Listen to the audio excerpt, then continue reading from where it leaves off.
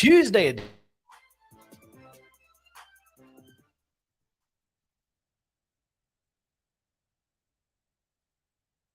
Internet.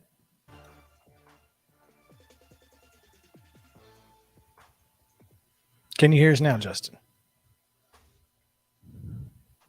Wow. Yes, I can. Yes, I can. There we go. There we go. All Okay. Right. We figured some things out. We screwed some things up. Go ahead, Chris. We did figure some things out, but maybe we just leave it the way it was before when it was working. How about that? Yeah. Welcome in Main Street Sports today, presented by Mid-Tennessee Bone and Joint. Chris Yow, Mo Patton, coming to you back from the studio in 2023. Back in the studio. We back are to the studio. Back to the studio. 2023, same new year, same us. Yeah. I'm just not changing at this point. So no need. Well, why would you? No, it's not even worth it. Not even worth it. We got a lot to get to. We have been off for too long with too many sports happening, and it's been crazy. But we're back. We've got you covered here on Main Street Sports. As always, glad to be with you. Hope you guys will stick around and enjoy the day. We do have a good show lined up for you. We will talk with Chip Walters, as it is Tuesday, which means we'll get some Middle Tennessee State information, and we'll also talk with interventional cardiologist AMIT KESWANI of Williamson Medical Center. Obviously last night there was a medical event during Monday Night Football, which has caused great debate, both on social media and most sports talk shows today. It was announced just a few minutes ago that the Bills and Bengals will not make up their game this week. So not sure how that's going to impact the rest of the 2022-23 NFL season. That's wild. But we'll talk with Dr. KESWANI about what are some of the possibilities that may have happened that led to the situation that we saw last night on Monday Night Football. As you guys know, we always try to bring you unique perspectives from a lot of different angles, and this is one of those that we're going to try to bring you today. We'll also react to some bowl games here in just a moment. The Titans announced they're going to start Josh Dobbs on Saturday, so that's a huge deal. Just a lot to get into. So let's go ahead and get into it as quickly as we can, Mo. And to do that, we give you the weekend results and today's schedule as best we know it on the rundown. This is the rundown. The Tuesday Rundown is brought to you by Zion Christian Academy. ZCA offers a faith-based, Christ-centered education in Murray County. Give them a call today at 931-388-5831 or visit zioneagles.org to schedule your appointment today. Zion Christian Academy, prepared for college, equipped for purpose. Girls basketball action was Maplewood 43, Antioch 31 over the weekend. Blackman 51-28 winners over Cheatham County. Perry County 42-28 over Centennial. It was Bradley Central 54, Centerville, Ohio 35. Who cares? Clay County 46-32 winners over Portland. Community Down Beach 48-43. It was CPA 47-41 winners over Siegel. Davidson Academy 52-44 over White House Heritage. It was East Robertson 69, Christian Community 39. Ensworth edged Bowling Green, Kentucky 59-57. Dixon County took care of Enterprise Prep of Alabama 55-32, while Ezo Harding down Greenbrier 56-48. It was Eagleville 67, Frank Hughes 26. Gatlinburg Pickman big win over Creekwood 67-37 out east. Good Pasture 48-17 winners over Valor Collegiate, and Harpeth Hall downs Marion Mercy Academy of Pennsylvania 52-33. Hickman County with a 42-41 win over Nolansville. It was Overton 54, Hillwood 40. Mount Juliet with a 41-39 win over Liberty Creek. McKenzie down Montgomery Central 68-21. Lipscomb Academy 59, Mitchell County, Georgia 28. Nashville Christian with an 82-29 win over Hunter's Lane. It was Newsom of Florida 38, Franklin Road Academy 30. Providence Christian with a 51-25 win over Starkville Academy of Mississippi. Rockville defeated Harding Academy 62-16. Souderton of Pennsylvania defeated Middle Tennessee Christian 62-51. Murfreesboro Central 45. South Laurel of Kentucky 54. Clarksville with a 55-45 win over Stewart County. Stewart's Creek 55. Shelbyville 29. Columbia Academy with a 53-37 win over Watertown. West Limestone of Alabama 59, Giles County 32, Westmoreland 64, Red Boiling Springs 61, and Santa Fe 45, Zion Christian 22. In boys basketball action, BGA down Creekview, Georgia, 67-52. Pope Prep, 73-70 winners over Cane Ridge. It was Cheatham County, 67. Maplewood, 63. Ensworth by 10 over Cleveland, 57-47. Columbia Academy down Portland, 50-39. It was Covington, 70. Murfreesboro Central Magnet, 60. Brentwood Academy, 85-56 winners over CPA. And Davidson Academy, 83-45 over White House Heritage. It was Kenwood, 67. Dyersburg, 64. Eagleville, 53. Frank Hughes, 50. East Robertson down Christian Community, 67-48, and Fairview took care of Stewart's Creek 68-59. It was Blackman 43, Father Ryan 37, and Franklin a 77-75 winner down in Florida over Independence. Had to go a long way to play that Williamson County matchup. Antioch down Friendship Christian 61-59, and Glencliff took care of STEM Academy 64-16. It was Good Pasture 55, Morristown West 40, Greenbrier winners over Russellville, Kentucky 41-32, and Gunnersville, Alabama 76, Giles County 48. Hillsborough 76, Clarksville 47, Westmoreland defeated Hume Fogg 62-53. It was Jackson Christian 49, Liberty Creek 22. James Clemens of Alabama with a 61-26 win over Beach. Overton defeated Knowledge Academies 53-39. Lambert of Georgia defeated Lebanon 63-50. It was Vicksburg of Mississippi 66, Loretto 36. Lawrence County with a 79-44 win over Marion County of Alabama. Martin Luther King defeated Middle Tennessee Christian 65-60. It was McKenzie 65, Montgomery Central 37. Wayne of Ohio 65, Nashville Christian 30. Gallatin with a 58-47 win over Nolansville. Providence Christian defeated Northeast of Florida 64-52. Oakland 67, Page 50. Pearl Cone defeated Christian County, Kentucky 65-52. Siegel defeated Clarksville Northwest 64-48. It was Station Camp 63. Southwestern of Kentucky 47. East Nashville with a 74-60 win over Summit. West Creek 73. Todd County Central of Kentucky 65. Mount Juliet defeated Watertown 56-36. Livingston Academy with with a 77-47 win over White House. Wilson Central down Hunter's Lane 63-51. And Santa Fe in overtime defeated Zion Christian 61-57. On Saturday in girls basketball, it was Bishop McGinnis of North Carolina, 69-66 winners over MTCS. Franklin Road Academy down Wesley Chapel, Florida, 53-23. On Monday, Ezo Harding got a 51-47 win over Columbia Academy. Saturday's boys action, it was Seffner Christian, Florida, 60, Providence Christian, 53. And on Monday, Franklin Road Christian down Community, 77-39. Men's basketball action over the weekend. It was Charlotte with a 82-67 win over Middle Tennessee State. Queens defeated Austin P 81-77. Birmingham Southern defeated Trevecca 71-64. It was Morehead State 83, Tennessee State 75. Stetson in overtime defeated Lipscomb 86-80. Vanderbilt with a 93-55 win over Southeastern Louisiana. North Florida 90, Austin P. North Florida won in overtime over Austin P. Middle Tennessee State, 100 miles of hate. The Blue Raiders coming up with a 65-60 win over Western Kentucky. Tennessee State bounced back with a 94-69 win over Arkansas Little Rock. It was Ohio Dominican 74, Trevecca 57, Southern Illinois 63, Belmont 45.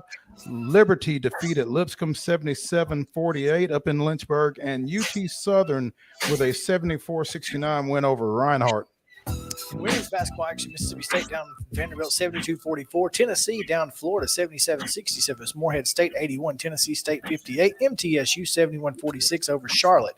Belmont down Valpo 74-60. It was Arkansas Little Rock 64, Tennessee State 57. MTSU completed the sweep of Western Kentucky in 100 miles of hate, 80-75 on the women's action. LSU down Vanderbilt 88-63. Tennessee in a big win over Alabama at Thompson Bowling Arena 89-76. Belmont 72, Illinois Chicago 59, Austin P 62, Queens 43, Lipscomb edges North Alabama 62-60, and UT Southern gets a win over Talladega 65-39. It was Trevecca 65, Kentucky State 60. College football action of area interest down in Miami. Tennessee completed an 11-2 season with a 31-14 win over Clemson. The TransPerfect Music City Bowl in Nashville on Saturday. Iowa with a 21-0 win over Kentucky. NFL action going back to Thursday night. The Dallas Cowboys come to Nissan Stadium and pick up a 27-13 win over the Tennessee Titans. On the ice, the Predators defeated Anaheim 6-1, but dropped an overtime affair to Vegas 5-4. NBA action, the Grizzlies swept 3 games, defeated Toronto 119-106, defeated New Orleans 116-101, and defeated Sacramento 118-108. Basketball doubleheaders tonight. We have checked as best we can. These are all still scheduled to be played as we know it. Check your local listings. Indeed. University School in Nashville at Battleground Academy. Clarksville Academy is hosting Mount Juliet Christian. All these girls starts at 6 o'clock. Sorry about that. Webb School at Columbia Academy in Oakland goes to Cookville. Communities at Eagleville and Ezo Harding host Donaldson Christian. Christ Presbyterian is at Father Ryan, and Good Pasture goes to Friendship Christian. Giles County is at home, that's a for sure, playing Marshall County. Stewart's Creek is at Glencliff. Beach is at Green Hill. Houston County hosting Montgomery Central. Mount Juliet goes to Hunters Lane. Independence hosting Fairview, and Valor Collegiate is at John Overton. Also at 6 o'clock, doubleheader action, girls first. Station Cap at Kenwood, Clarksville Northeast at Laverne, Ravenwood at Lebanon, Hume Fog at Liberty Creek. Franklin Road Academy is at Middle Tennessee Christian. Sycamore is at Murfreesboro Central. Davidson Academy is at Nashville Christian. Brentwood is at Nolansville. East Nashville is at Pearl Cone. Lipscomb Academy is at Pope Prep. Franklin Grace is at Providence Christian. Dixon County is at Rossview. Centennial is at Smyrna. Springfield hosts White House Heritage. Franklin travels to Summit. Watertown takes on visiting FC Boyd. Cheatham County is at West Creek. Portland goes to Westmoreland, and Zion Christian hosts Culleoka. Girls only tonight. Ensworth is at Harpeth Hall. That's a 5:30 tip, and Tennessee Heat goes to Oak Ridge Christian at 6 p.m. Boys basketball, Ensworth will be at Montgomery Bell Academy. That's a 7 p.m. tip. Women's basketball action tonight at 6 o'clock. You can catch Volunteer State at Wabash Valley. In men's basketball action, Mississippi State is at Tennessee. That's an ESPN2 tip at 6 o'clock. And on SEC Network, you can catch South Carolina and Vanderbilt, one of the few teams we feel like Vanderbilt can and should win against in the SEC play. So check that out on SEC Network tonight. Junior college men's action here in Columbia at the Web. It's 4 o'clock. They'll be taking on the Birmingham Southern Junior Varsity. And in NHL action tonight, the Montreal Canadiens are at the Predators. Habs at Pred, 7 p.m. puck drop on Valley Sports South. And that is your rundown.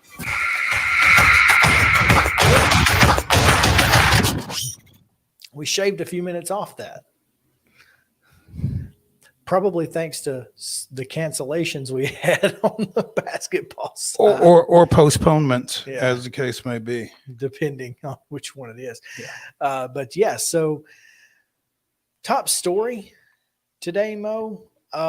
First, we want to say our thoughts do go out to Damar Hamlin, and we'll talk about that a little bit more. But we do want to make sure that you guys understand that this is probably the toughest day to do what we do. When something in sports happens that is bigger than sports, it makes talking about sports seem Trivial. yes. It makes it seem trivial. It makes it seem a little, I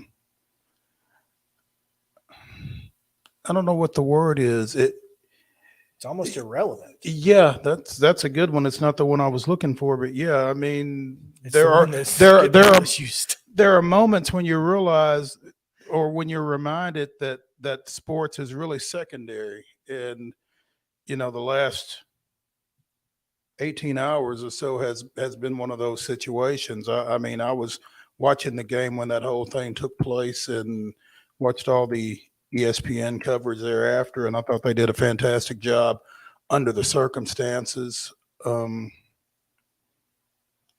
Tough situation. You wish for the best for that young man, for his family, for both teams involved, and ultimately the NFL made the right decision, or they got the right outcome. Yeah. I'm not sure I'm ready to say they made the right decision, actually, but NFL PR says they didn't tell anybody to warm up. so somebody went on the PA and just said that on their own. It was probably technically once the game starts, once you're on the field, the white hat is the end all be all. So the white hat probably said, if we're going to continue this game, and I've not heard anything otherwise, we're going to do a 5-minute warm up. So I could see that happening. And I'm not going to put that on the white hat because there was no direction from anyone at that time. And it's obviously unprecedented. So what do you do? Until you hear otherwise, we're playing football. I guess. It's not a great look. No. But, the NFL's probably not going to put that on him either. But then again, they did say, we didn't tell anybody to warm up. So Whoever you're left did, with the PA guy or the white hat. Those are your choices. well, and I don't think it was you're the PA guy. you're also left with protect the shield. Yeah, you're going to protect the shield no matter what. So whatever it takes to do that. Yeah, it's interesting. But, I think they ended up making the right decision and got the right outcome. Yeah. But it is, it's the NFL, man. And look, say what you want to. If this were, I don't know, the Texans and the Cardinals, easy decision. Right. The Bills are playing for the number 1 seed. Mm-hmm. And I can certainly And Cincinnati's playing for some upward mobility as well, I think. Well, Right. they're playing one to keep the Steelers out. But yeah. So I mean, there's just thoughts. There are circumstances that, in week 17 you have to take into consideration. Sure. Now, which is why it wasn't an easy decision for anybody, I'm sure. But it certainly seemed to be easy often doing the right thing is not easy. And it certainly seemed to be easy, though, for the Bengals head coach, who basically said, we're not playing. I don't know about y'all, but we're not playing. And I think in doing that, Zach Taylor really took a lot of pressure off the Bills. Yeah, I think so too. So And that's why it was such a major statement by him and that staff. So well done. yeah. We will continue to talk about this, Mo. Mm-hmm. We have Dr. AMIT KESWANI of Williamson Medical Group. He will join us here in just a moment to talk a little bit about that situation. Again, the situation is that the Bills and Bengals will not make up this game this week. So whenever it does happen, we'll get there. We'll talk about that a little bit more. But we'll take a break, first break of the day. When we come back, AMIT KESWANI joins us. So stick around here on Main Street Sports Today, presented by Mid-Tennessee Bone and Joint.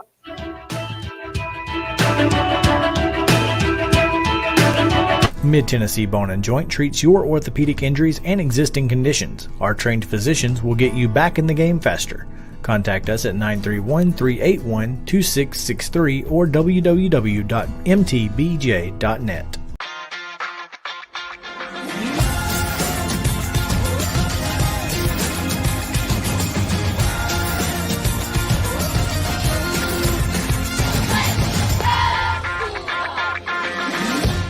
Hey folks, while we take a quick break from the show, I want to tell you about our friends over at Custom Stone Handlers in downtown Columbia. Ed Rich and his team at Custom Stone Handlers believe in leadership. And outside of the military, our greatest leader building platform is sports. Custom Stone Handlers proudly encourages young people to get in the game.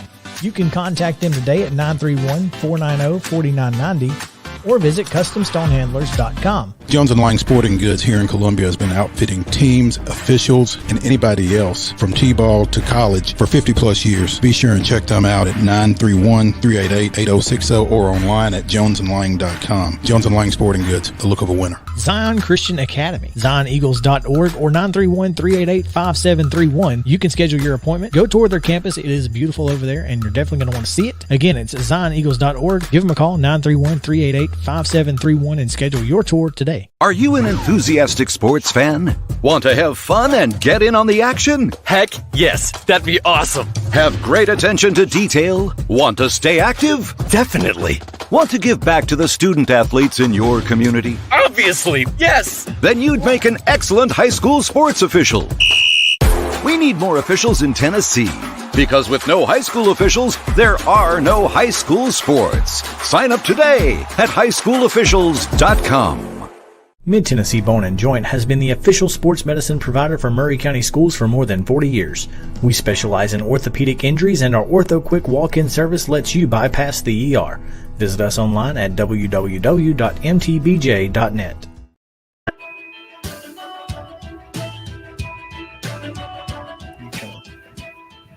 Hey, welcome back to Main Street Sports Today, presented by Mid-Tennessee Bone and Joint. I'm Maurice Patton, along with Chris Yow, and we are now joined by interventional cardiologist Dr.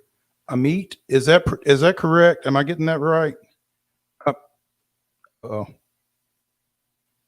hello, Doc, are you there? Hey, can you hear me? There we go. Yeah. Is it AMIT? It's AMIT. Yeah, AMIT. It is AMIT. I'm sorry, Dr. AMIT KESWANI. You got it. To talk a little bit about what a number of us saw during Monday Night Football last night. Been a lot of conjecture, and never want to speculate at any of that. But from what you saw, Doc, the medical event involving Damar Hamlin, when you saw it, what, from your trained eye, did you see, I guess? Well, first of all, thanks again for having me on the show. I appreciate that. I actually wasn't watching the game live. I had a neighbor text me with a clip that was on social media. And obviously it was a horrific sort of turn of events. because you see a direct impact from T. Higgins into Hamlin's chest, and he got up and then kind of collapsed forward. As a cardiologist, obviously there are many different what we call differential diagnoses that go through our head when we see patients that present in an acute way. And obviously with that sort of trauma direct to the chest, there's a certain myriad of things that we would think about. And the one that I think happened is called commotio cordis, which is a direct impact to the chest right at the exact time of an EKG that can cause cardiac arrest, as we saw. It's incredibly rare, and it's a lot of times we only read about in textbooks and never see it happen. So to see it happen on a real life event during real-time sports in a live broadcast was kind of shocking. And then the response, obviously, from the trained EMS and healthcare professionals at the stadium, they reacted very quickly to try and resuscitate him. But there's a lot of other things that could have gone wrong in that scenario, but I think that's probably the most likely diagnosis after going through the course of overnight at Cincinnati, where he's being currently treated. Again, don't want to speculate too much, but commotio cordis is something from an athletic standpoint, maybe more associated with baseball, with a line drive to the chest or something of that sort, as opposed That's right. to...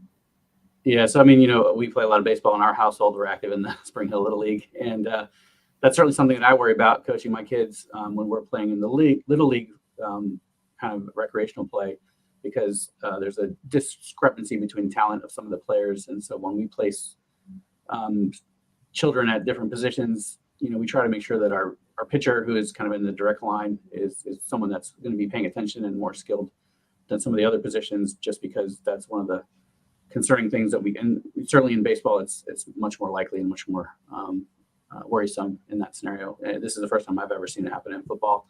I think there's been some clips over social media about this happening to a hockey player who was able to survive. And then, soccer is another sport, obviously, where this could happen. You talk about baseball and coaching baseball, and at those younger ages in particular, one of the questions that I've asked myself in those experiences is this young player able to protect themselves?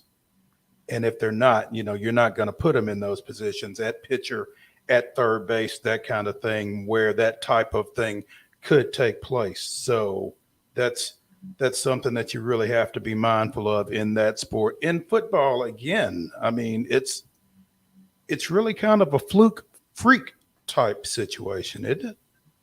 It's incredibly rare to have that event happen. It has to be a very specific time on an EKG or on basically the heart goes through a certain rhythm where you have a P wave, a QRS complex, and a T wave. And each of those is sort of where the top part of the heart is talking to the bottom part of the heart.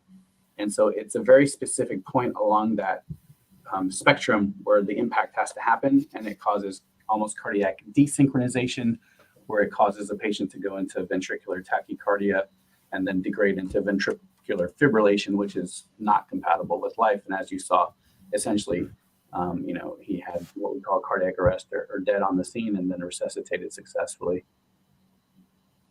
Are you surprised that it doesn't happen more in football with the number of times there is contact? It has to be a direct impact to the chest in the certain kind of anterior wall. Obviously, I played football in high school and in middle school. We have a lot of protection that we wear, and then you shouldn't be leading with the crown of your helmet. So there's a lot of things I think that safety precautions are now taken to prevent those things from happening. So I don't think that it's surprising that it's this uncommon. It's a nightmare scenario when it happens, obviously, as we all witnessed yesterday. But it's still considered incredibly rare. I'm interested in that because, when I was taught to tackle, it was forehead to chest. I mean, that's how we were taught to tackle. So that's interesting that it has to be that direct impact. It's so unique that you're watching something like that happen when typically, you break down as a tackler and you're hitting lower. Well, it just so happened that T. Higgins' helmet hit directly into his chest rather than the other way around, a defender hitting an offensive player. So if this was going to happen, you would have certainly thought it would have been defensive player to offensive player. So that just makes it even more rare to me. Absolutely. I agree. Speaking with Dr.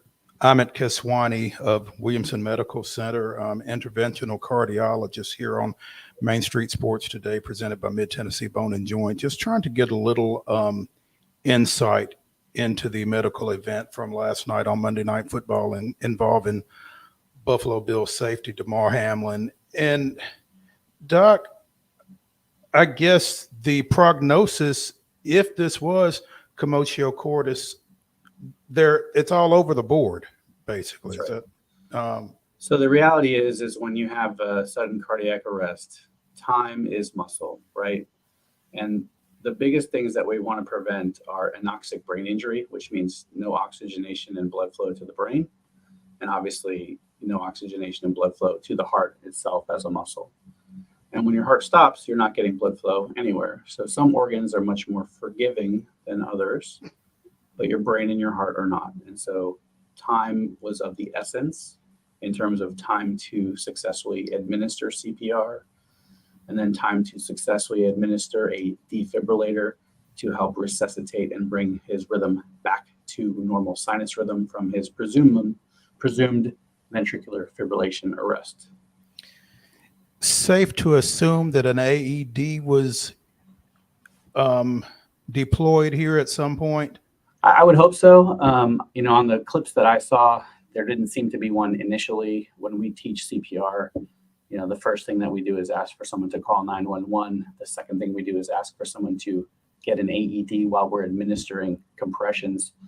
Obviously, in the first few minutes, it looked like they were assessing the situation for the first 30 seconds or so, and I didn't see anybody's hands on his chest initially until they surrounded him. So there's a little bit of concern in terms of the time of delivery of the CPR.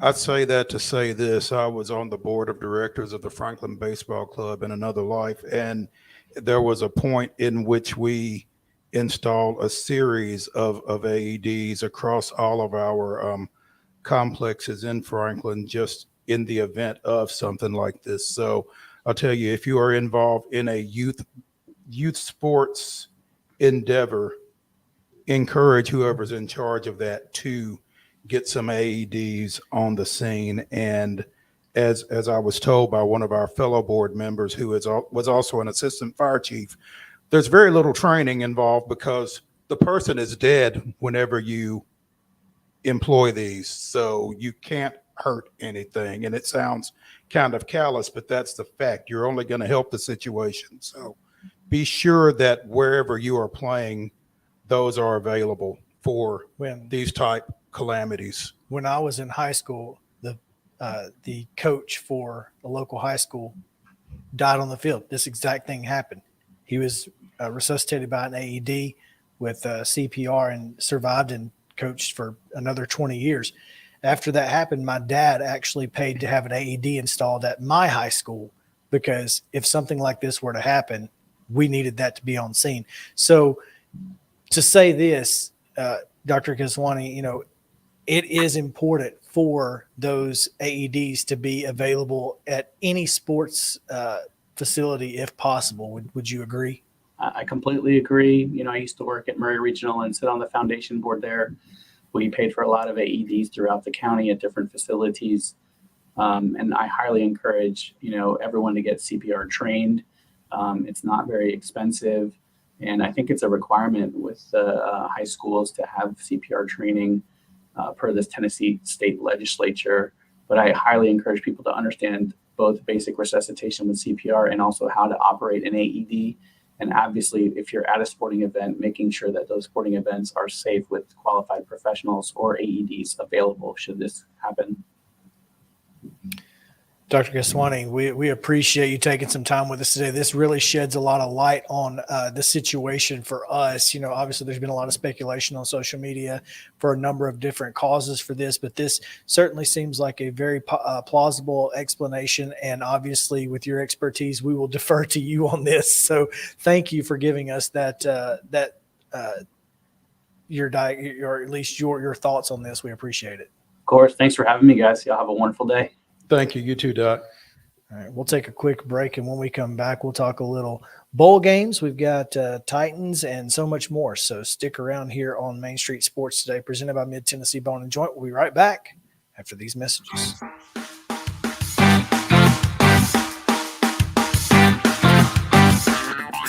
This is Chris Yow with Main Street Sports Today. Every show, Mo Patton and I welcome friends from all across the sports landscape, from high school coaches and reporters to national, college, and pro sports personalities. You never know who might stop by for a chat.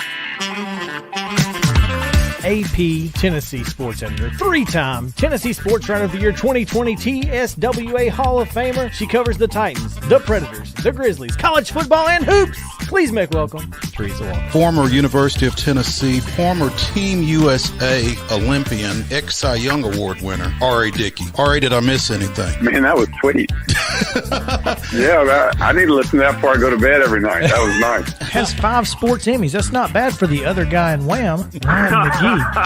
Other guy in Wham married the best looking girl, Bananarama. So other guy in Wham had a pretty good life. From preps to pros, we're taking on the sports topics you care about. Tune in across Main Street Media social platforms at 2 p.m. or on demand on your podcast distribution platform of choice.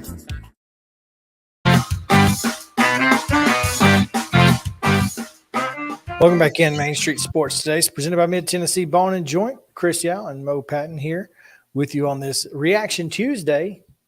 Welcome into 2023, y'all. How about that? 2023. Didn't think we'd get here. How about that? I saw a tweet the other day that blew me away.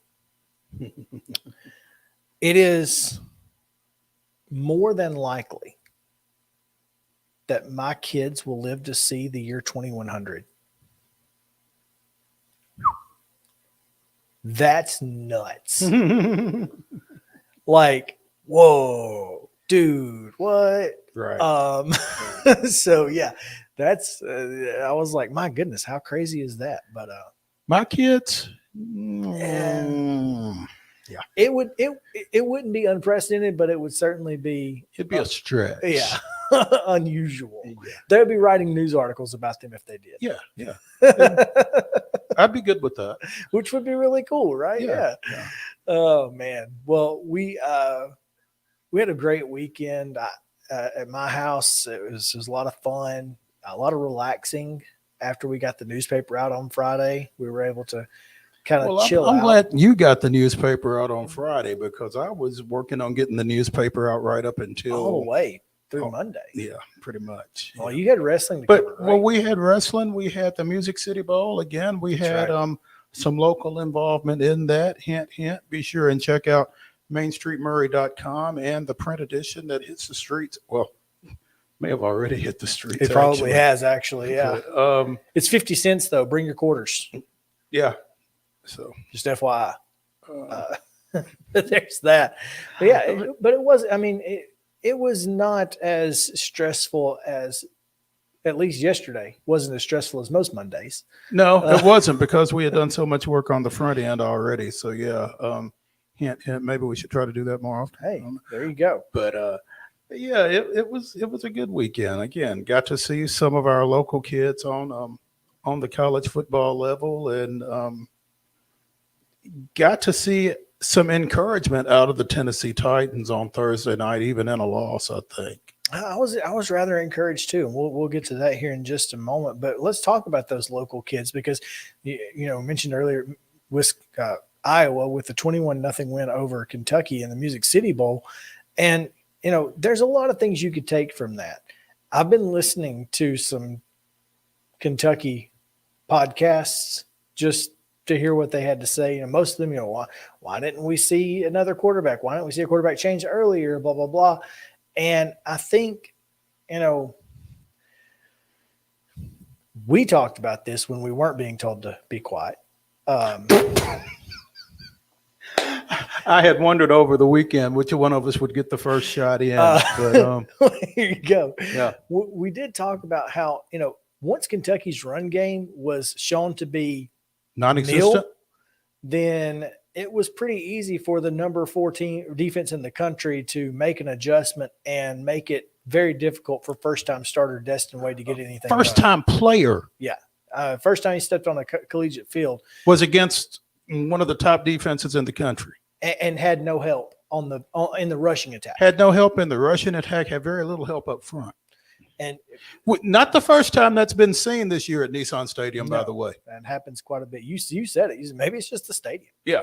Maybe that's the problem with the offensive lines. I don't know. Iowa's offensive line didn't fare too well either. I mean, Yeah, I mean, if not for the 2 pick sixes, which ifs and buts, candy and nuts, but it's a different ball game. Sure. Clearly. But Kentucky was not able to create the turnovers against a more experienced quarterback that Iowa was able to create against not a first-time starter, but a first-time player. And Mark Stoops spoke to it at length in the postgame. Destin Wade was in a tough position. He was put in an almost impossible position. Mm-hmm. And still managed to do some pretty good things. Yeah. Just not enough to get it to done. get a win. Sure. I mean, and that's going to happen. But I thought especially in the first drive, 4 for 6, 26 yards. I thought he threw the ball well. Mm-hmm. Made a really good throw on the second play of the game for a first down. They got him into a rhythm early, but again, once they had to punt because there was no, and Iowa realized they're not going to run the football. We're going to rush, and we can get home with 4. If you can get home with 4, which you can, then you against can drop this team, everybody else back. You've got 7 guys in coverage, and it's I promise you, 7-on-7 does not help you in that situation. It just doesn't. And again, Stoops spoke to it. Kentucky's offense against Iowa's defense on Saturday, Will Levis would have struggled. Anybody would have. Absolutely. 100%. So kudos to Destin and what he did. I think he certainly earned himself, a chance to compete in the spring. I certainly think Devin Leary, is going to give him all he can handle and probably end up with the job if I had to guess. But I don't ever put anything past Destin Wade. And I feel like it will be more of a 1 and 1A versus a 1 and a 2 sure. in that situation. You talk about what you were hearing on Kentucky podcasts and out of Kentucky fans.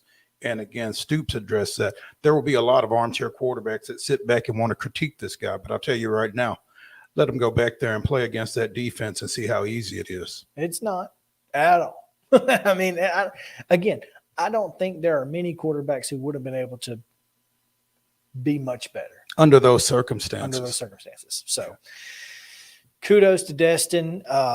Good luck to him and Keaton and all of the guys that, Barry and Brown. We had a pretty good local contingent, actually. We had Brady Pierce from Summit was dressed for the game. Keaton, I think, got in on special teams. I don't think I saw him on defense.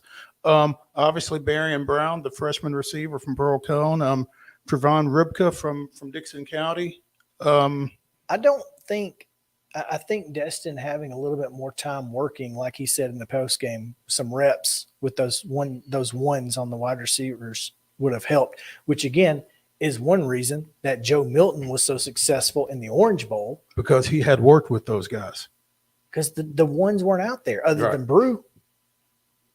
And Brew's not a guy you got to hit on a 60-yard pass. He's a guy that you throw and he's not a guy you've got to hit in his hands necessarily. I mean, catch radius is a phrase that's kind of made for that dude. And and he's going to be running more crossing patterns, more slants, more curls, throw to a spot kind of thing. Mm-hmm. Whereas, you don't have to know exactly how fast is he. And I think that makes a difference. And that's why, again, that Tennessee was so successful on Friday night against Clemson in the Orange Bowl. Who would have expected Joe Milton to be the MVP going into that ball game? Not me. I didn't know who would be, but I thought it would be one of the running backs. Mm-hmm. I thought it'd be, Jalen Wright or something. I don't know. But kudos to Joe Milton for coming out. Squirrel White had a great game. Key had a great game. Brew showed, flashes of what he can really bring to you. Now he was still overthrow Joe on a few occasions because he's 6'5", 245. That's gonna happen to him. But I think he was a little bit more accurate than we had anticipated. Well, I mean, the touchdown pass to Keaton could have been overthrown. Mm-hmm. I mean, even as wide open as he was, we've seen him overthrow guys like that before. Right. I thought what I thought was the most impressive thing was Tennessee gave Joe Milton time to work, especially in the red zone, where he made a couple of times he looked off some guys and made some throws across the middle to the back of the end zone. That if he doesn't have time to let that develop, it doesn't happen. Right. So right. Tennessee won the battle both on offensive line and defensive line, and that's how they won the game. And kudos to Aaron Beasley, because when Jeremy Banks opted out of this ball game, you felt like there was going to be a drop off at that position, and I don't know that was necessarily the case. If it was, it wasn't as dramatic as you may have anticipated. I mean, would you like to have had both Beasley and Banks on the field? That would have been interesting to see. But if you're not going to have Banks, Beasley certainly stepped into that role and played really, really well. And again, like I told you on the way to the Music City Bowl, and to me, his ability to get home quicker, his speed to get to the backfield on delayed blitzes made him so much more effective. Because there were times where Clemson just didn't block him because they didn't know he was coming. And by the time they did know, they couldn't block him. Exactly. Yeah. And you put that, again, freshman quarterback, second time on the field. This is not a guy that, is going to play well with, being harassed in the backfield. And he didn't. So, Klubnik, as good as he was in that ACC championship game, and trust me, I was scared. I thought this guy's going to light our defense up. And, little Ben never really broke. Yeah. And got some help. Got some help in special teams with the kid going, 1 for 4? 2, I guess. 2 for 5. 2 for 5? Okay. Because he did end up breaking the record. Yeah, but, you'll take it. As my dad would say, nothing gets a duck in trouble, but it's Bill. Dabo's mouth wrote a check that the rest of him was unable to cash Friday night, I think. And I think that was a factor in this ball game. See, when you write checks that you can't cash, the only way to make up for it is to flip some burgers and make a little dough. So maybe this offseason, Dabo, there was some burger flipping. Go do some burger flipping. And, sometimes you got to show up and play the game. Sometimes you got to show up and play the game. That's what they say. That's what I've heard. That's all I know. Allegedly. But yeah, so big win for Tennessee. What does this mean going into 2023? Obviously, Nico was on the sideline. He practiced all the entire bowl season. I mean, right now, as it stands, Joe Milton's got to be your starter. It's Joe Milton's job to lose, and he could have taken some steps toward losing it Friday night, but he didn't. That wasn't the case. And I think that's a positive for Tennessee because, look, you don't want to have to rely on a freshman if you've got a fifth-year senior available. But here's the thing, and we talked about it a little bit before we were told to shut up. Quarterback is so different now at the collegiate level, even than it was 3 years ago. Mm-hmm. With the transfer portal and everything else, yes, you've got to keep people happier than you ever have before if you're going to keep them in your program. How do you play a fifth-year or sixth-year senior like a Joe Milton and keep a Nico engaged to the point that he takes that red shirt next year, comes back with 4 years? $8 million, I guess. That's what I hear. No, I think that's, that's the kind of culture that Josh Heupel is building, though. He's not taking a lot of transfers in.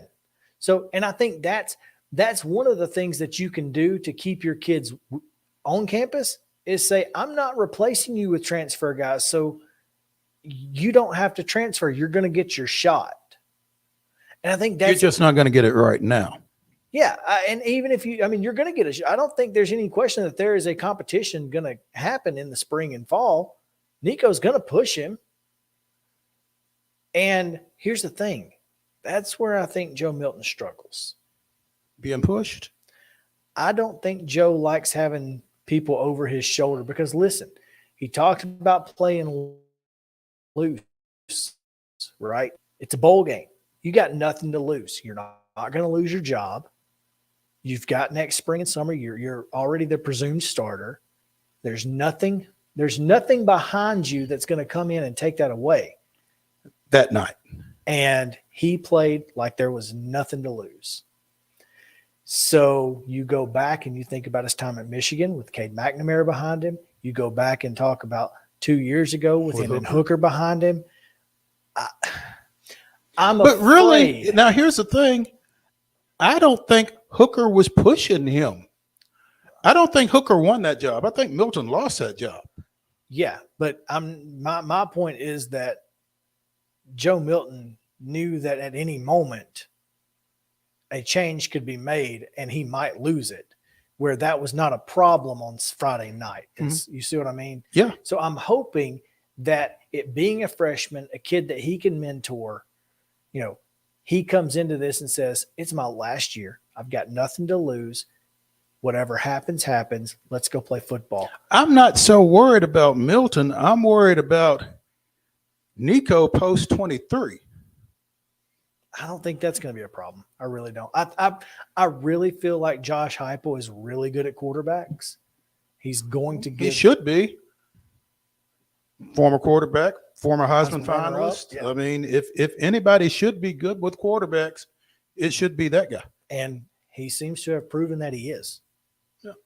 So, hey, let's talk a little Titans let's do a short break here and a regular break before Chip, if that's okay, and talk Titans. They lost to the Cowboys 27-13, but winner take all on Saturday. So stick around. Main Street Sports, represented by Mid-Tennessee Bone and Joint. We'll be back after this.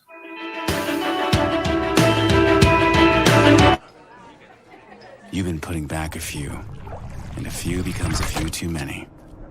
For a moment, you think about calling for a ride. Nah, you live nearby. What's the worst that can happen? You get pulled over, your insurance goes up, you lose your license, you total your car, you kill someone. Mid-Tennessee Bone and Joint has been the official sports medicine provider for Murray County Schools for more than 40 years. We specialize in orthopedic injuries, and our Ortho Quick walk-in service lets you bypass the ER. Visit us online at www.mtbj.net.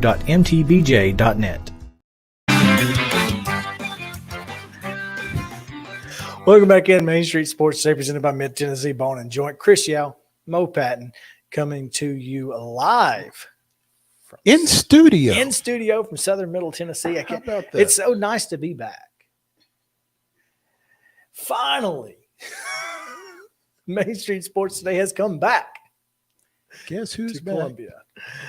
Back again. Guess who's back is not the Tennessee Titans. They're still missing. But Josh Dobbs is back. Yeah. Named the starter by Mike Vrabel for Saturday's winner-take-all game down in Jacksonville as the Titans take on the Jaguars with a playoff spot or a top 15 draft pick ahead. Did those of us that actually watched Thursday night's ball game, did we think that there was any other announcement forthcoming as far as the starting quarterback position? Going into it, I didn't know. We talked about it. I didn't know what the motivation behind playing Josh Dobbs was. If it was if it was keeping Malik Willis healthy, or two, an audition.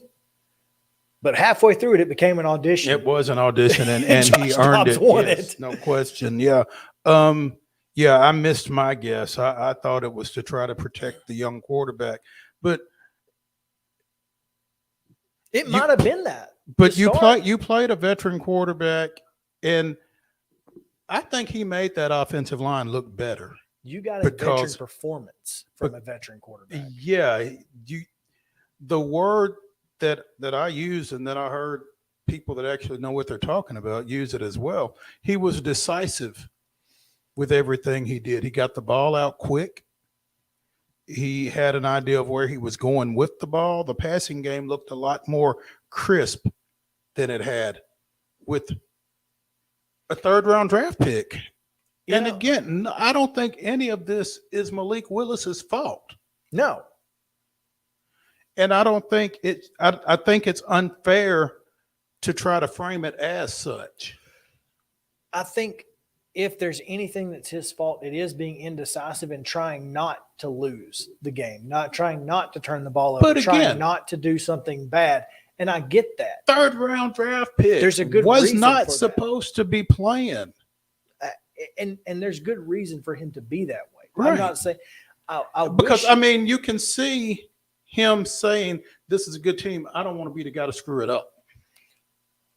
And that's when you've got to have veteran guys like Like who? Like Ryan Tannehill to tell you, go play. It doesn't matter. Just go play. Just go play. Well, you've got to have an offensive coordinator that's A, telling you to go play, and B, putting you in position to go play. And I'm not sure that either of those was taking place. I don't think so either. And that is why I'm happy to see a guy like Josh Dobbs come in and take over the reins for at least for this game, because he's a guy who's been under guys like that, who understands, I've got to take control of the huddle. And I think Malik probably was letting Derek take that, and that's fine, because if anybody can and should, it would be 22. Except he's not in every huddle. But he's not in every huddle, and he's not. You've got a guy who's taking control. The offensive line, I don't remember who it was who said it, but said we never felt like we were out of that game because Josh made us feel like we had a chance at all times. And really, I felt like the Titans had a chance until the last touchdown. Right. I really did. I thought Josh Dobbs might win this darn football game. And for all of the concern on my part anyway, I don't know that I heard Michael Parsons' name. I mean, a couple of times, but nothing. I mean, nothing bad, detrimental. Nothing what we expected. Yeah. Certainly not anywhere near what we expected. And Dennis Daly did show up with a couple of false starts on fourth down situations where they were going to go for it. But did you see what I wrote? Oh my God, it was the best tweet of all time. I swear I'm not patting myself on the back, but it was so good. So last week when he didn't move, right, and the guy just ran by, I said, y'all need to make up y'all's minds. You mad when he don't move or when he moves too soon? This man can't win.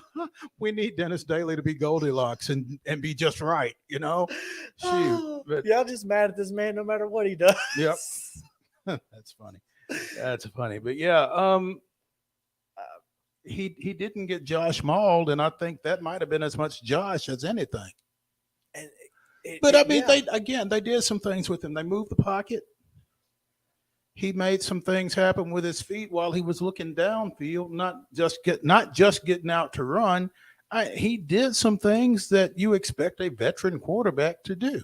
There were also some problems with the wide receivers dropping passes. Now, you have a theory. I do have a theory. I think Josh Dobbs throws the ball harder than either Tannehill or Willis. And I think that took some time for those guys to get used to, because, again, I don't know how many reps they got. But that ball that – you didn't even know their names from what I hear. That ball that hit off of Robert Woods' hands early in the game, I just think it came in there hotter than he anticipated. Looked like a line drive on the hot corner. Yeah. So, I mean – And Burks dropped a curl, that makes me think, just like what you're saying, that Dobbs is throwing it. They're expecting Malik Willis to be a tick behind but Dobbs is throwing it on a timing route, and they're not and ready for it. maybe Malik's velo isn't what Josh's is. Exactly. So there's a difference. But you've got to have reps. Reps are important. I think had those passes been thrown this weekend in Jacksonville, or if those passes are thrown this weekend in Jacksonville, I don't think they'll be missed. I agree.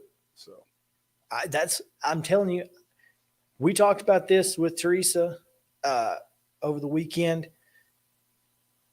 The defense looks like it's going to be the healthiest it's been since Green Bay.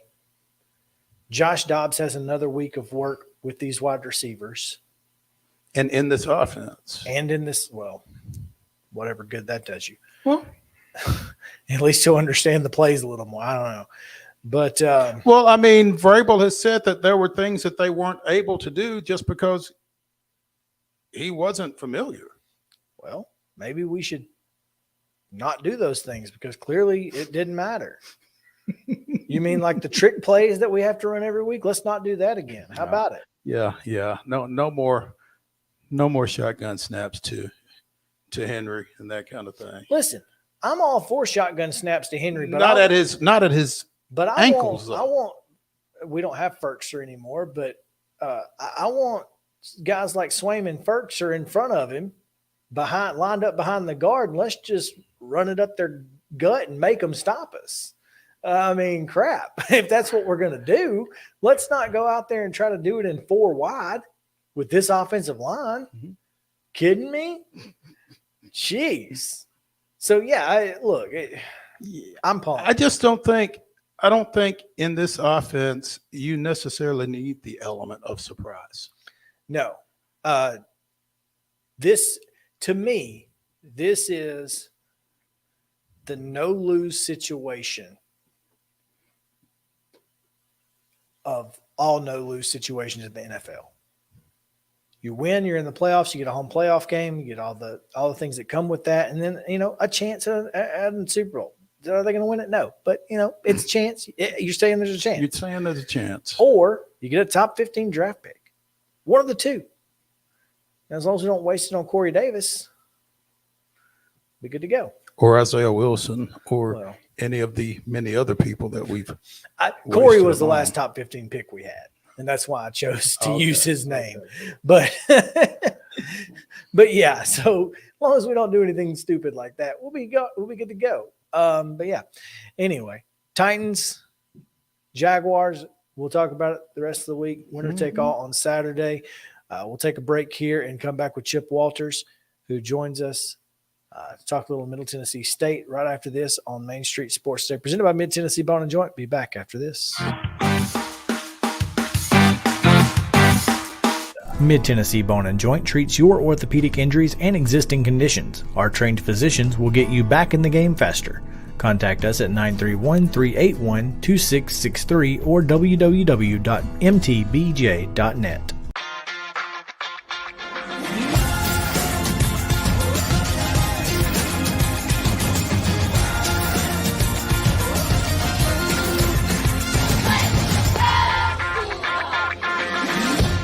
Hey folks, while we take a quick break from the show, I want to tell you about our friends over at Custom Stone Handlers in downtown Columbia. Ed Rich and his team at Custom Stone Handlers believe in leadership. And outside of the military, our greatest leader building platform is sports.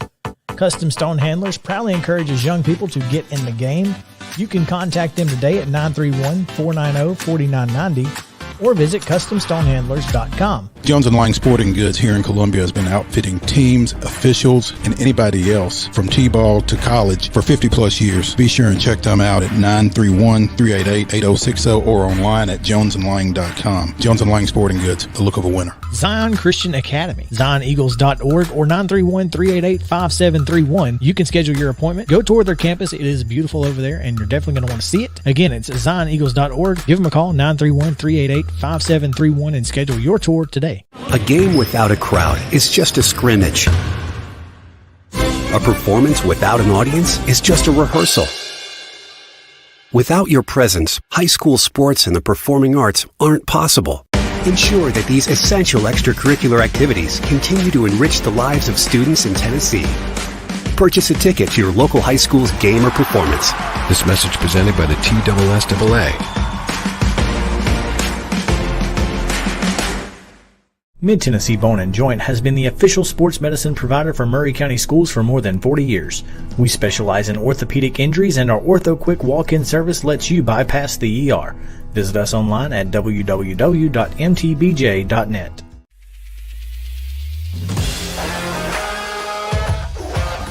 Hockey in Music City just hits different.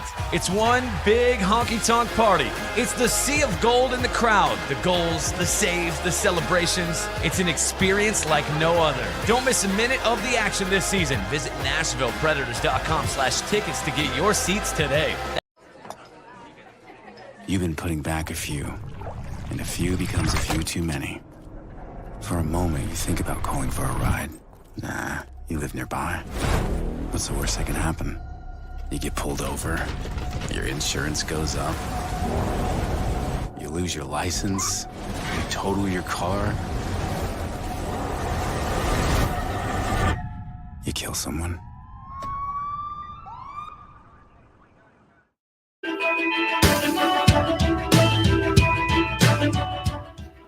Welcome back in Main Street Sports Station, presented by Mid-Tennessee Bone & Joint.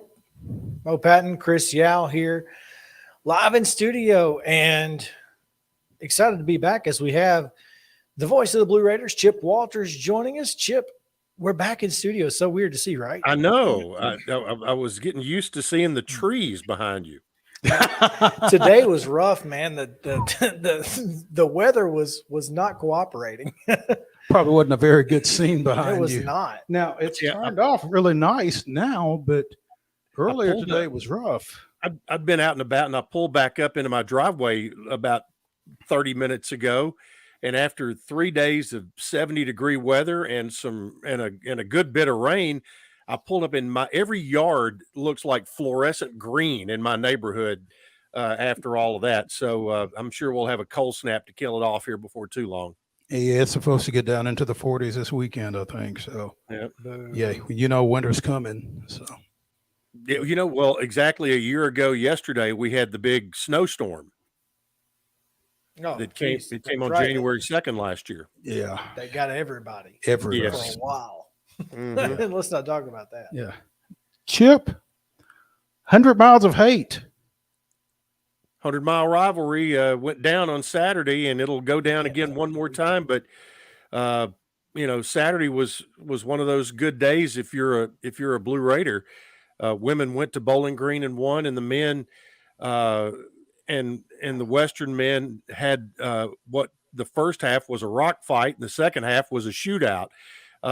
Two totally different halves of basketball. Middle scored 19 in the first half and 46 in the second. They were 1 of 13 from 3 in the first half, 7 of 9 in the second half, but got the tempo up in the second half more to their liking, and came away with a 5-point win. So it was a good day.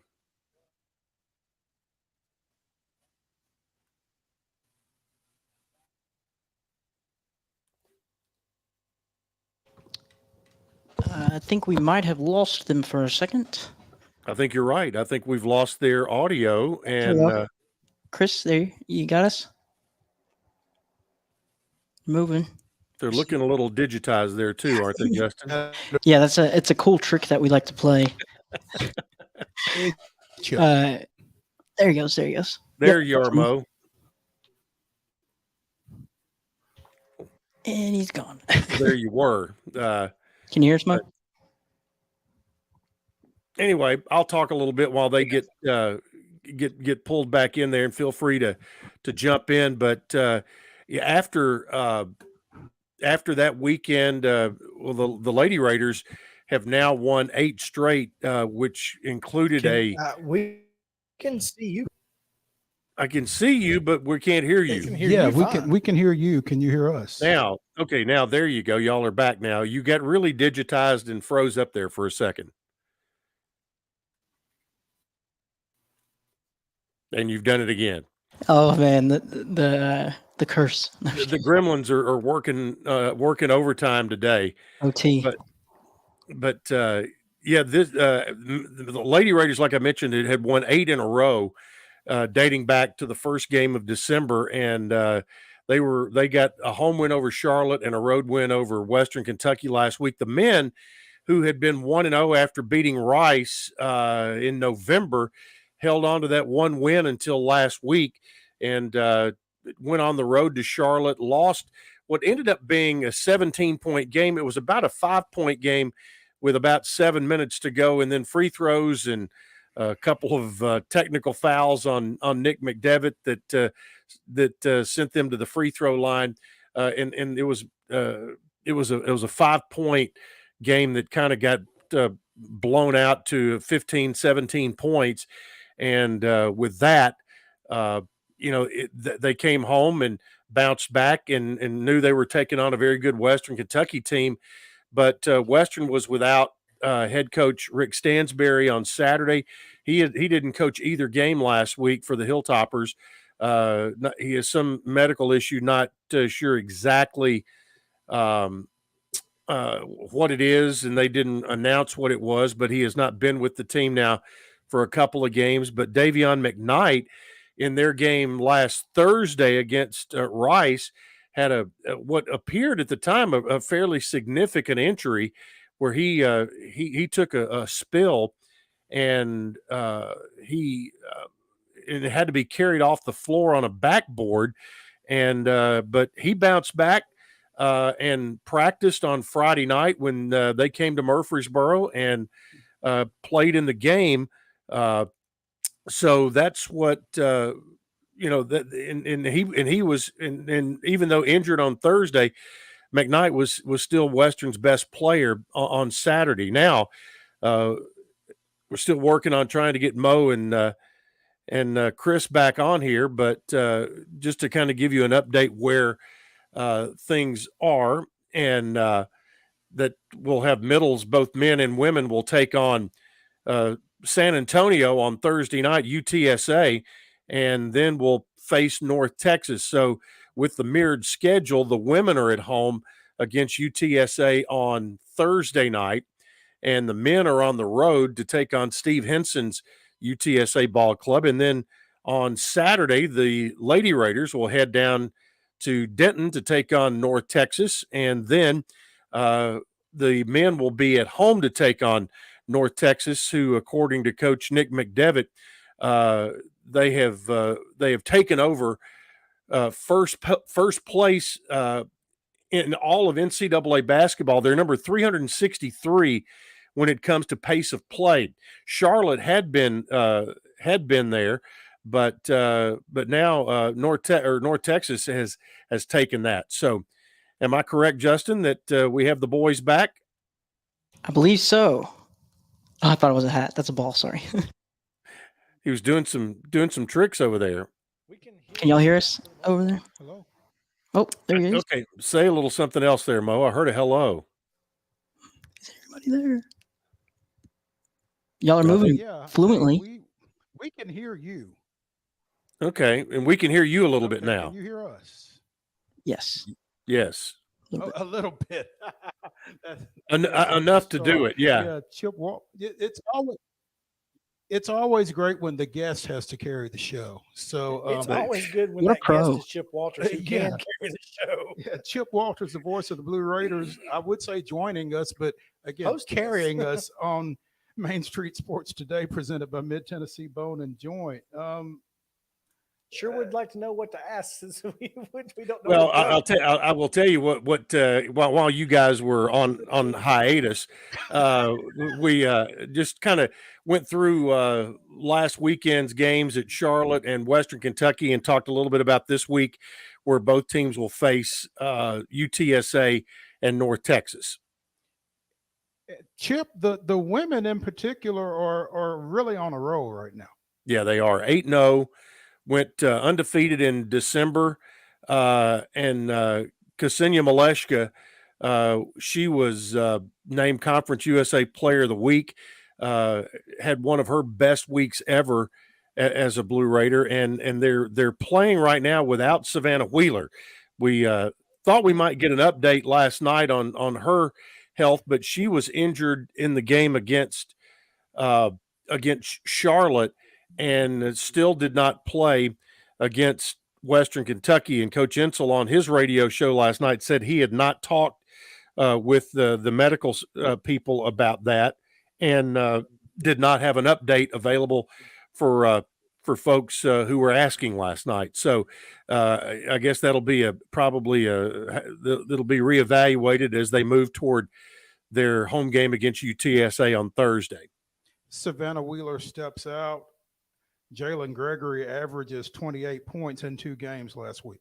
Yeah, not bad. And she ended up not being player of the week. Ksenia Maleshka was, but Jalen Gregory would have had all kinds of reasons to be selected as well. But, you know, she came out of high school in Gary, Indiana, and with just some unbelievably gaudy numbers as far as able to score the basketball.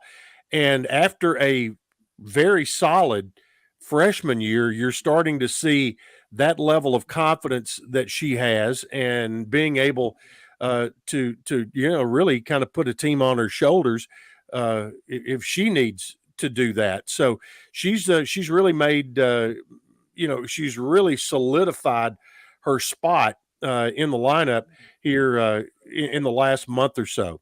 I just want to know how long you've been practicing Ksenia Maleshka. Yeah. And what's interesting is hardly anybody calls her by her first name. Everybody says, "Oh, hey, Maleshka." You know, kind of like if you remember Ayutin Tesh when he played, nobody called him Ayutin.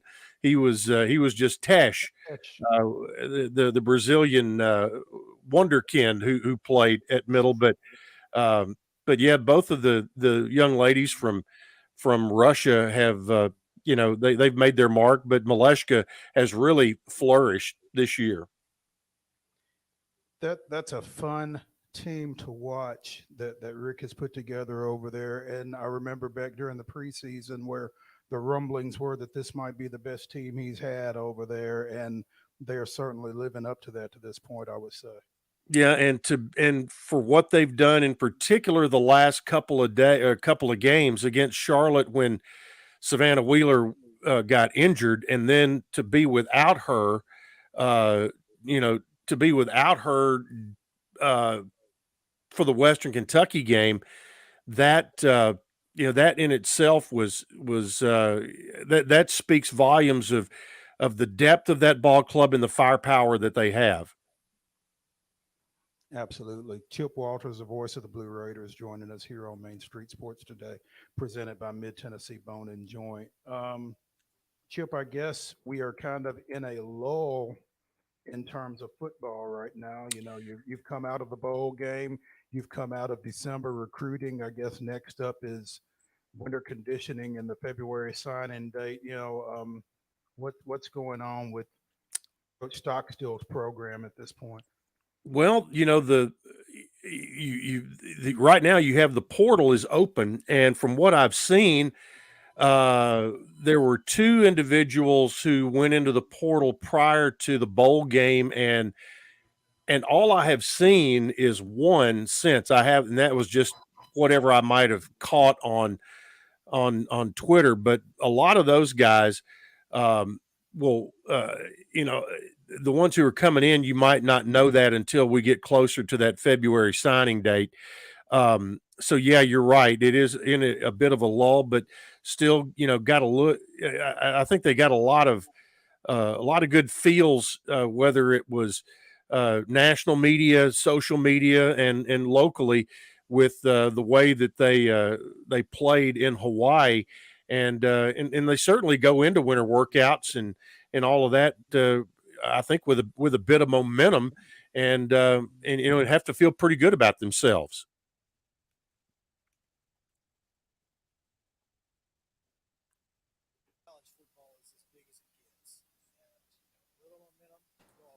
You're a little faint, Chris.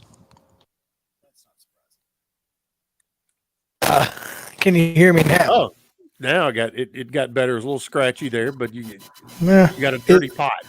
Such is life.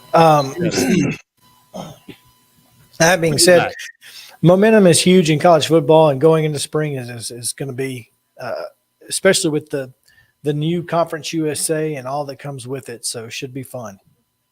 Should be, and as I know, I look probably wrapping up here, but one quick note to put on your calendar out there: baseball has their annual Groundhog Day luncheon, which will this year be a day after Groundhog Day. It'll be on February 3rd, and we just got through with our traditional New Year's Day food of ham hocks or some sort of pork. Greens, black-eyed peas, and cornbread. So you can now look forward to Groundhog Day, which has their traditional meal of ham hocks, white beans, tomato salad, green onions, and chocolate cake and ice cream. So that's coming up on February 3rd, and folks can they've already started selling tickets for that. You can contact the Blue Raider ticket office and pick it up there.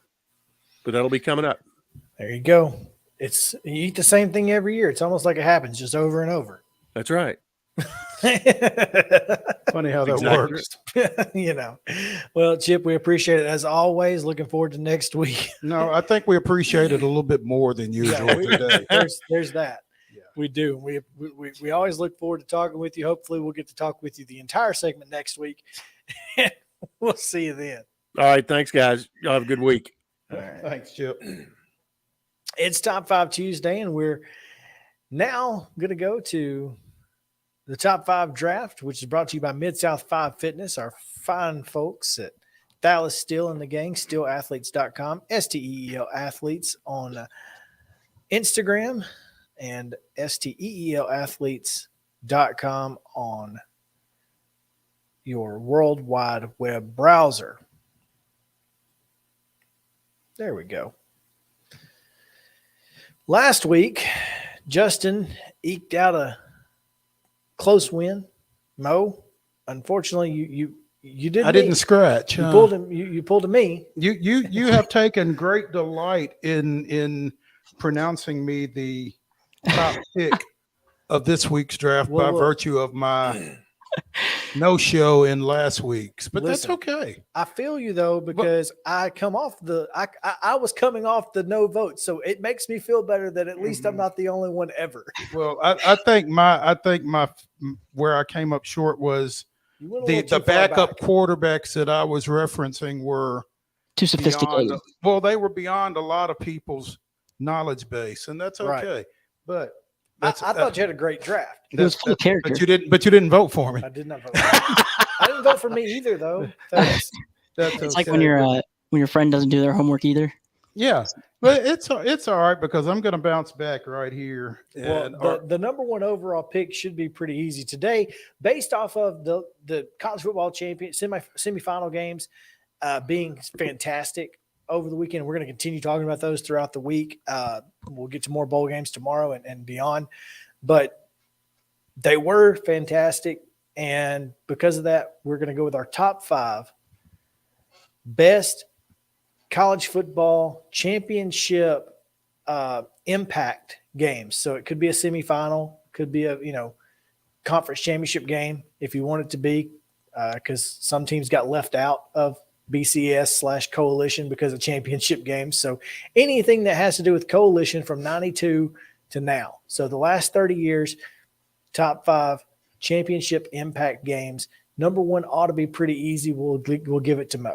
Yeah, number one is terribly easy. It's the 2006 Rose Bowl. The final was number 2 Texas 41, number 1 USC 38. Vince Young walking off with a 4th and 5 run for the score there. That's my number 1 pick, and that will win me this draft. I was going to say it's going to get you some votes for sure. Probably. Yeah. I'm second, as Justin won last week by a very small margin, but one nonetheless. A win's a win. I'm going to go Ohio State 31, Miami 24 in double overtime. Maurice Clarett and the boys. Jim Tressel, Mr. Sweater Vest with the win. Yeah, that was huge because it kind of ended that Miami dynasty. Not a bad one. That's not a bad one. I'm going to go, and I honestly cannot remember the quarterback, but it was Texas versus Ohio State, where Colt McCoy was the quarterback for Texas. Oh yeah, it was. I cannot remember. I can't even remember the quarterback of the Ohio State team. But I believe it was the kid who got. Wasn't 13, sorry. Was it? Oh, it wasn't 08, was it? It might have been. It might have been. Let me. I should have done a little bit more research on that. But that was always my favorite. So Texas over Ohio State. That was a BCS game. That wasn't a championship game, was it? It was. It was the. It was at that moment. At that point in time, the championship game. The only championship I remember Texas playing with Colt McCoy was against Alabama. When he got knocked out. You know what? It might have been in Alabama. Oh, that's bad. I don't deserve any votes. So Alabama's 09 championship over Texas, that I can see. That's what I'm talking about. Yeah. Okay. Okay. One, because of just the relevance of Colt McCoy lately, and I love that name. It's the coolest football name ever. Number 2, Mo? Now, tell me again what our top 5 is, first of all, before I make this pick. It is college football championship impact game. So if it impacted the championship in some way, a conference championship that impacted who played for the national championship, etc. Okay. Or a college football. That's what I thought I understood. Yes. Okay. My number 2 just further cements my number 1 draft. 1992 SEC championship, Alabama 28, Florida 21. The first SEC, first Southeastern Conference championship game after they went to divisions. I hate you. Was that your pick? Sometimes you should just let sleeping dogs. Yeah. I just my Dabo mouth. Go flip some burgers, Chris. All right, here we go. Number 2. This may have allowed Tennessee to play for a national championship. 98 Big 12 championship, Texas A&M 36, Kansas State 33. That's a good one. That's a good one. That's the only way I can. That's the only way I could even come close to competing with the 92 championship game. Yeah. Anyway, Justin, what's your number 2? My number 2 is not because of recency bias, but just because it was something that changed the platform of all SEC football as we know it. Tennessee beating Alabama this year. That had implications because it did. It did have implications. It made Tennessee number 1. Yeah. I'll agree with you there. Okay. Mo, number 3. Number 3. The 1998 championship, Tennessee defeating Florida State 23-16. That's huge. I'm going to go 95 Orange Bowl. Nebraska, Miami, Nebraska with the 15-point comeback win. Beating Miami 24-17 in the Orange Bowl, cementing Tom Osborne's first national title, I believe. First or it was first. Was that his first? Okay. All right. I'm going to go with, and I'm sorry, I'm doing this makes me realize that I am more of a NFL fan, I believe, because I thought that a lot of them would just come to me, but I'm only getting one side of each team in my mind here. So I'm going to go with another recent. Probably help you out. Yeah. What's up? Okay, cool. I was looking for like anything with Johnny Manziel in it. I know everything can probably have implications, but when he went off on Tuscaloosa again against Alabama, kept him out of the BCS. Yeah, that's true. I know it's like everything's anti-Bama, but big Johnny football fan. So I'm going to go with that one just because he won. Thank you. 4. My number 4 is the 2018 national championship game, Alabama 26, Georgia 23 in OT. Oh, that's a good one. Yep, second and 26. What a sleeper. Mine's going to be the last BCS championship, I believe. Famous Jameis, 34-31 over Auburn. Late game heroics from Jameis Winston.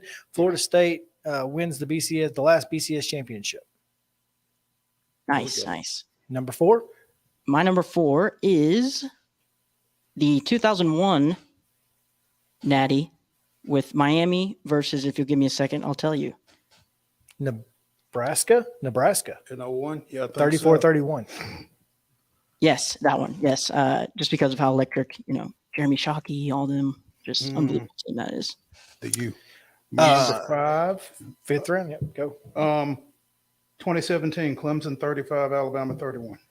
Crap, that was my number 5. I hate you. How about 16, Alabama 45, Clemson 40? There you go. I'm gonna go. I'm gonna go with the Georgia. Last Buckeyes year. game. This past one. Oh, this one. Oh, that's a great pick. I didn't even think about this year. That's the whole reason we're doing this, and didn't even think about it. That's a great pick. That makes sense. Thank you. Yeah, last second field goal to win it. Yeah, and that's the last second to get them all in. Thanks for hanging out with us. We'll be back tomorrow at 2:00 on Main Street Sports Today, presented by Mid-Tennessee Bone and Joint. See you then.